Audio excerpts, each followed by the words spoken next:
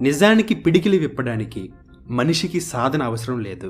ఇంకా చెప్పాలంటే విప్పడంలోనే మనిషి ఫ్రీ అవుతాడు, ఇంకొంచెం ఎనర్జీ గెయిన్ చేస్తాడు.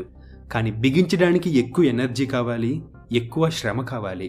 అయినా కానీ మనిషి ఎందుకు పిడికిలి విప్పడానికి వెనకాడుతున్నాడు? ఎందుకంటే ఆ పిడికిలిలో వజ్రం ఉందని మన భ్రమ.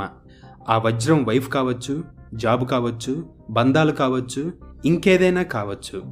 దేన్నైనా పట్టుకొని బిగించి ఉండడం వల్లే ఈ ఒత్తిడి వస్తుంది. అదే వదిలేస్తే ఏదీ ఉండదు. నా ఫ్రెండ్ ఒకడు ఉండేవాడు. వాడిని ఒక అమ్మాయి చీట్ చేసింది.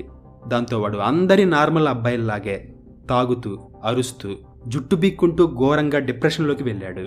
సో వాడు ఓవర్ యాక్షన్ చూడలేక ఒకరోజు వాడితో అన్నా, 2 years నిన్ను ఎదవని చేసినందుకు బాధపడుతున్నావా, లేదా జీవితాంతం ఎదవని చేయనందుకు బాధపడుతున్నావా అని. అంతే, ఆ ఒక్క మాటతో వాడు రియలైజ్ అయ్యి ముందు స్టంట్లు వేయడం ఆపేశాడు.